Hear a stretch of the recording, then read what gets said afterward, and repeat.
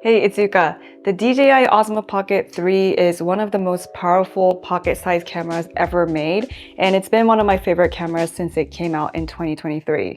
It's really simple to get started, but there are some tips and tricks that I've learned along the way that helps my workflow better. In this video, I'll show you how to use this amazing camera so you can get great results. We'll go over everything in 3 parts: setting up your Osmo Pocket 3 before the shoot, and then how to shoot, and then finally how to edit. Before we get started, I want to talk about my mindset for creating content, especially for vlogs. If you think of the two extremes of how complicated you want to make this process and the quality you're striving for, one extreme is that you do everything in auto. Maybe you're missing out on some quality from this camera, but you get it done. The other extreme is that you set everything manually, you expose your shots perfectly, and edit all clips meticulously. This obviously takes a lot more time and effort, but you're able to get the most out of your camera. In this framework, I want to be somewhere in the middle. I don't want to overcomplicate things, but I also want to get a good looking shot as much as possible. I also don't really want to carry around like ND filters, but I don't want my shots to be too overexposed or underexposed. I also think, especially for vloggers, it's more important to get the shot, even if it's not perfect, than to miss that moment or not have enough footage to tell your story. What I love about the Osmo Pocket 3 is that it's so easy to use that I don't even have to be looking at the camera to start recording. So my thinking is I want to be efficient and find a sweet spot between doing the least amount of work and getting the best results. Let's start off by talking about the settings. First of all, resolution and frame rate. You can set the frame rate and the resolution from the bottom. So you kind of just swipe up to change the resolution here. So I usually do 4K 24 FPS in 16:9, but you can obviously change this by swiping over like this. I usually have my timeline set to 24 FPS, and then if I want to do slow motion, I will do 60 frames or 120 FPS and then slow that down to 24 FPS. But I rarely do slow motions on my vlogs because it's just a little bit cumbersome and I would rather get more normal shots than bother with changing the frame rate. If I swipe down, I can change a bunch of different settings here as well. And one of the things I can change is this one. This is the gimbal mode. So you can change from follow, tilt locked, FPV, and FPV up and down, I guess. I usually always have it to follow because it's just most easy to understand for me, but you can definitely try the other modes out to figure out what you like. Another thing in the settings I like to have on is in the settings, you can scroll down and find reference lines.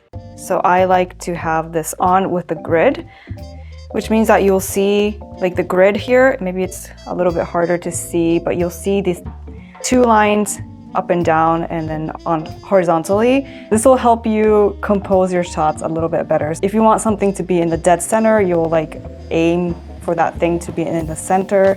But if you want to have something on the cross points of these 4, that's generally thought to be pleasing to the eye. And then for the fun part, if you swipe from the right hand side, you can change all these settings in the pro mode.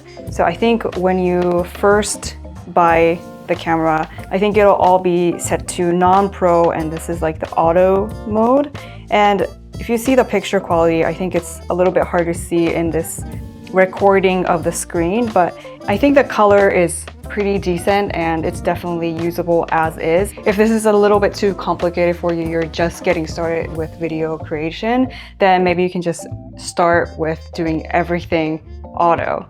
However, if you're used to making videos and you want to take it up a notch, then I recommend you go into the mode here and press on Pro so you can change all of these settings. So let's go one by one. So in the exposure, this can also be auto actually. You can set everything to be auto in this shutter speed and ISO mode. I have it to manual, and I generally want my shutter speed to be 1/50th because my frame rate is 24 FPS. And then I also want the ISO to be not too high, but not too low. So I like that I can set this to however I want. So if you are really particular, you can set this to like a specific number. So right now, you'll see that I'm in a pretty brightly lit like studio environment, so 100 ISO looks pretty good, but that would definitely not work in every situation. So if I want everything to be a little bit more versatile, maybe I'll do like 50 to 800 or something like that. What these numbers mean is that you can set the range of where the ISO will go from. In this case, it'll go from 50 to 800 and it will stay in that range and kind of try to expose for the environment that you're currently in. By having too high of an ISO, I don't really like this because it might be a little bit noisy when you're in a really dark environment and you sometimes just want things to be darker. For example, if you're in like a dark restaurant and you want to kind of tell the vibes of this like dark and moody atmosphere, if the camera is trying to like overexpose and try to bring out too much of the shadows, I think that will kind of like ruin the aesthetic that you're going for. So I want to leave it to a little bit lower than the max. So I'll do this. Because I don't really like having ND filters, as I said, even though it's really easy to get like a magnetic little ND filter that can go on the camera, it's just like one more step that I have to worry about. If I tap on EV, I can also change the brightness that it will go to. And I usually go for like a little bit below so that it's not overexposing like a very bright spot like the sun in a bright day. So I'll do like minus 0.7 or something like that. And then I can also set the white balance. This can also be set to auto white balance. However, I think it's easier in post-production to have it set to something, and 5600 Kelvin is like the standard, so I just have it set to that. What I don't want is when I'm shooting something and the white balance changes mid-shot, and that is much harder to edit later on than if something is, you know, too blue or too orange. When I'm getting the shot, I can just change everything in post. Okay, so confirm, and then glamour effect is like face filter, and if you want this on, you would have to use the iOS or Android app to get the effect to work. So this is definitely not worth it, for me at least. So I'll have that off. And then for color, you can change from normal, HLG, or D-Log, and I usually have it to D-Log. What this means is that it's a little bit more desaturated. D-Log M is not a complete log format compared to something that you would get in like a real big mirrorless camera. It just means that it's a little bit more desaturated than the normal color. The benefit of shooting in D-Log M or log in other cameras is that it's like a blank coloring book that you can color in or colors yourself. If you shoot normally in a normal color, it means that it's kind of already colored in, so you can color over it, but maybe it's not as malleable than if you had a blank coloring book. By shooting in log, you're able to do a little bit more with colors later on. I have focus mode as continuous. This just means like the autofocus mode. Image adjustment is also really important. I have it to custom. In this settings, you can change the amount of sharpness and noise reduction that happens to your image. And I like to have both of them at -2, just because when you have this on a higher settings, it makes your image look too digital and too like crispy. And that's not the vibe that I'm going for. And I want a more of like a analog, more organic look. So I like to have this to be a little bit lower. Next up, let's talk about my favorite accessories for the Osmo Pocket 3. There's 2 tiers. Tier 1 is my absolute favorite. You should definitely get it. And then tier 2 is like, it's okay, maybe you should get it. Okay, so starting with tier 1, this is the magnet bracket mount. This is a game changer and makes your Osmo Pocket 3 even more versatile. This part is magnetic and it kind of opens up like this so you can change the angle. If there's anything metallic, you're able to stick this on. So you get really interesting shots really up high, or on like fences and stuff like that. And I've gotten really cool shots, and it's really convenient to set this up on like a pole or fences or anything that's around you. And it really opens up my mind for more creativity with my shots, because I'm always like, oh, I'm pole here, how can I use that to get something interesting? So yeah, I definitely recommend this. By having this on, you are no longer able to use the official case thing because it doesn't fit anymore. So now you have to have a different cover, and that's where this one comes in. And this is like a really simple plastic cover, and it covers the screen part and the gimbal part. It perfectly protects everything that needs to be protected, but you also don't need to take this on and off. So you can kind of have this as a whole set, and you can throw it in your bag as is. And my tier 2 accessories are this stand and this stand base thing. This guy has a USB-C on the bottom, and that can get a little bit tricky to use because when you are trying to charge or trying to import your footage, you have to have the butt part kind of like facing up, and you don't want to have your gimbal resting on your desk, because when the camera turns on, the gimbal will move as well. So you don't want the gimbal part to be like banging on your desk. This one comes in your kit when you buy the Osmo Pocket, but this is like the DJI one, and you can stick this on the bottom, and the USB-C will be on here in the back, so you can kind of have it standing like this and charge from here from the side. And it comes with a 1/4-inch screw, so you can use this on regular tripod if you want. The problem with the official one, I mean, it's fine, but it's a little bit too tall. And once you have all of these like magnetic accessories, it kind of gets a little unstable if I just use it like this. So I got this like plastic base thing. So this base will kind of like stabilize on a flat surface, and you can still charge from the back.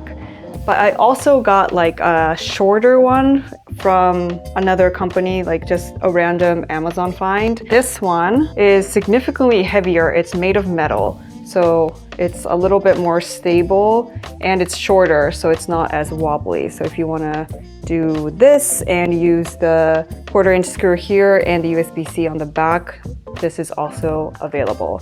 And everything is linked in the description if you want to check them out. Okay, this one does not fit in the base, so this is why these are tier 2, but highly recommend the tier 1 accessories. Next up, let's go over how to shoot. Starting from the basics. If you look at your Osmo Pocket 3, there's only 2 buttons. So one is obviously the record button, and this one is kind of the gimbal joystick. So to start recording, you press this button, and to stop recording, you press this button again. Pretty easy. Another trick is that if you start recording and you're like, oh, I messed up, I don't want this anymore, you can actually long press the record button to cancel the recording so it doesn't get saved. You'll be able to save some storage space, and you don't have to go into the gallery and delete it manually. Speaking of gallery, to see what you have recorded, you can swipe from the left side and scroll through your footage like this, and then you can swipe back to go back to your camera. And then for this gimbal joystick thing, I can move the joystick up and down, left and right to move the camera. And also if you double press, it will go back to the center. And if you triple press, it will switch like the inward facing, outward facing direction of the camera. So I was moving my gimbal like this, but you can actually change the speed of how fast or how slow you want the gimbal to move. And to do that, you go to the settings and go down to joystick speed. And you can change how fast you want to zoom and how fast you want your gimbal to move. So you can play around with what you like there. And then the other thing is that I love this screen and how it flips to turn the camera on. But when you close this, I have it set to just power off, but you can actually record vertically as well. So let me turn this on again. And now you'll see that my setting is now set to 3K 24 FPS. It's now 9:16 instead of 16:9. And the resolution goes down to 3K from 4K just because you're not using the full sensor size. You're kind of cropping into the 4K sensor size the camera has. But if you're shooting for social media, this is a really great option. And then when you go back to your settings again, you can actually change how the rotation works. You can change how you want this rotate screen to behave. So I have it set to now, but you can change to never or 2 seconds. So if you change it to 2 seconds, let me go back here. If I rotate and press and continue before the 2 seconds is up, it will go into the vertical mode. If you swipe and then let it go back to 0, then it will shut off. So depending on if you're going to shoot in vertical mode a lot, you can change the settings here. Another thing I really love about the Osmo Pocket 3 is the active tracking. So because there is a built-in gimbal, it's really easy to have really good composition and camera movements, even when you're filming by yourself. So all you need to do is double tap on what you want to track and the camera will lock on to the subject. Some ideas to use this is to film yourself while walking, keeping yourself perfectly in frame, or placing the gimbal away but keeping yourself perfectly framed, and also creating camera movements by tracking yourself and then maybe walking away or walking to the camera.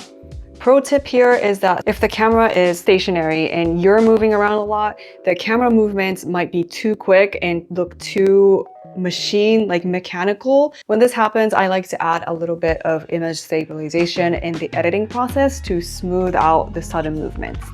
Another thing I like to use is Motionlapse. I like to use this feature to capture sunsets or sunrises, especially when I'm traveling, because it tells the audience that the time went by without me verbally telling them. You can access the Motionlapse feature from the left bottom, and you can scroll down all the way to the right to get to Motionlapse. If you swipe up, you can change the motion parameters and the resolution. If you tap on here, you'll be able to change like 4K to 1080p and the frame rate here. You can also change the movement that gimbal does. So LTR is like left to right, right to left. You can also have custom motion, which means that you can set like point A and B and C and D as well. But I usually just do like left or right. And then if you go back to this screen, you can change the interval and the duration. And in the middle, you'll see the video duration, which means that if you take a motion lapse for 20 minutes in 5-second intervals, then you'll end up with a final video of 9 seconds. So once you change all of these parameters, you'll see that the final video duration will change. You can also do time lapses or hyper lapses, but I'm usually a motion lapse person because there is a built-in gimbal. It's visually more interesting to have some camera movements, so I like doing motion lapses. Next up, let's talk about audio. Audio is super important in a video, and a lot of seasoned creators will argue that audio quality is more important than image quality, and I actually agree. Osmo Pocket 3's built-in mic is pretty decent, and for vlogs, I sometimes would just use that and add voice isolation in post, which makes the audio pretty good. Again, this is another way I balance making the process easy so that I can get the shot and move on and not try too hard to get the perfect shot and it becomes like a burden. If I'm having a segment in a vlog where I want to chat for more than a few seconds, then I will connect a mic because it will be worth it for me and the viewer to get great audio if I'm talking for a long time. My current favorite mic to use with the Osmo Pocket 3 is the DJI Mic Mini. I have the combo kit here, but you can just get this mic separately as well, which is a really great deal for what you're getting. And it connects wirelessly with the receiver, and it's so lightweight and tiny. DJI Mic 2 is also a great mic, and it's a little bit more expensive and has more pro features like 32-bit flow and internal recording. But for easy, everyday run and gun vlog shoots, I think Mic Mini is a really solid option. And you can connect up to 2 DJI mics without a receiver, so if you are talking with someone else or want to shoot like an interview style content, it's great for that as well. Once you're done with filming, it's time to get editing. But before you can edit, you have to import the footage. Instead of taking out the micro SD card every single time, I like to directly connect the camera and my Mac with a USB-C cable and import from there. This way I will never make the mistake of forgetting to put back the SD card afterwards, because I may or may not have done that a couple times. Side note, you can even use the Osmo Pocket 3 as a webcam when it's connected to your computer. I will be showing you the editing part using DaVinci Resolve, and of course you can use other software to do the same thing. If you are new to DaVinci Resolve and want to learn the basics, I recently made a DaVinci Resolve 101 video if you want to check that out right here. As I mentioned before, D-Log-M is going to be a little bit desaturated, so the first thing we wanted to do is bring it back to Rec 709. Rec 709 is the standard color space that we're used to seeing, and you can do this manually and create your own preset, or you can use something that is already made by someone else. DJI actually has an official LUT that you can download for free that is specifically designed for the D-Log-M from the Osmo Pocket 3. Or there are other ones out there on the internet that exist as well. I'm currently testing out the one from Butterly LUTs, and I think I like it slightly better than the DJI one, but I am still trying to figure out what works best for me. Once your footage is in the Rec 709 color space, you can make more adjustments to white balance and each of the colors, and you can even add a different LUT if you want. If you're coloring in DaVinci Resolve, I like to use remote grades, which means that if you're editing in the same clip, even if they have cuts, it will be connected, and if you change something in one clip, the other clip will sync automatically. I also do basic adjustments like the Rec 709 and adding the LUT, and just copy and paste them to all the clips in the vlog. And after this, I can just go into the individual clips to make tiny adjustments for specific clips. This is another one of those things where I'm trying to find the sweet spot of being efficient and a little bit lazy. That's it for this video. I hope it was helpful for you. Let me know if there's anything else you want to know in the comments below. I usually make content about tech and creativity, so if you're into that kind of thing, I would love it if you subscribed for more. Thanks for watching, and I'll see you in the next one. Bye!